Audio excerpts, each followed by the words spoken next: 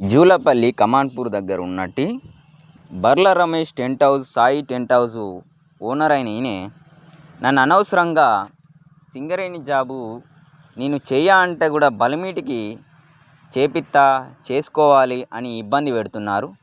మరి ఇంతగానం అందులో ఏమున్నది తెలియదు. సింగరేణి బొగ్గులో మా అంటే 38,000 శాలరీ వస్తుంది.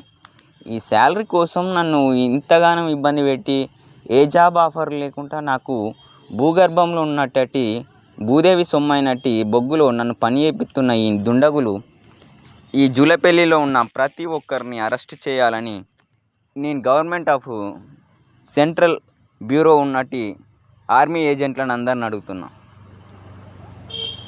బంధువులని చెప్పుకొని నాటకాలు ఆడుతున్న బర్ల రమేష్, ఈ పొల్లాసరి మధునవ్వ, పేర్ల నరసవ్వ వీళ్ళందరూ నాకు చేతబడి చేశారు.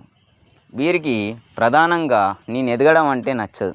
నా సొమ్ము నా ఐశ్వర్యం అంతా చిట్టి అనే పేరుతోటి అయితే సత్యనారాయణ అనే సాయి ప్రగతి స్కూల్లో బేగంపేటలో పనిచేసిన బిడ్డకి నా పైసలు తీసుకొని చిట్టేసి ఆ పైసలు ఏం చేస్తారో నాకు తెలియదు.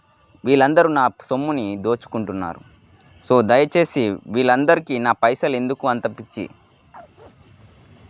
నావిన ఎందుకు ఇంత పగ, వీళ్ళందరినీ నావిన ఏడుపు ఎందుకు ఎడతారు? దయచేసి వీళ్ళందరూ జైల్లోకి వెళ్ళాలని ఆర్మీని డిపార్ట్మెంట్ని లాస్ట్గా ఫైనలైజ్గా వీళ్ళందరిని అరెస్ట్ చేయాలని, నా తల్లిదండ్రులని చేరకుండా నన్ను లక్కారంలో ఆ ఊరు పేరు కూడా తెలియని ఊర్లో హోటల్ రమ్య అనే గురాల రమ్య శిరీష అనే వీళ్ళు నన్ను ఆ లక్కారానికి పరిచయం చేశారు. వీళ్ళ ద్వారా నాకు నష్టపరిహారం జరిగింది. సో దయచేసి వీళ్ళందరినీ అరెస్ట్ చేసి సెంట్రల్ ఆర్మీ ఏజెంట్ని కోరుకుంటున్నాను.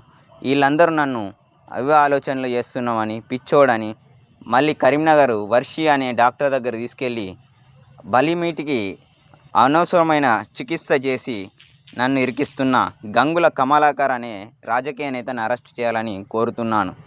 ఇది ఫ్రెండ్స్, నేను ఎదగడం ఎవరికి నచ్చక నా వీణ ఇంత దేశద్రోహంకి పాల్పడుతున్న ఈ దుండగులు, ఈ పాపాత్ములు వీళ్ళందరూ టెర్రరిస్ట్గా ప్రకటిస్తున్నాను.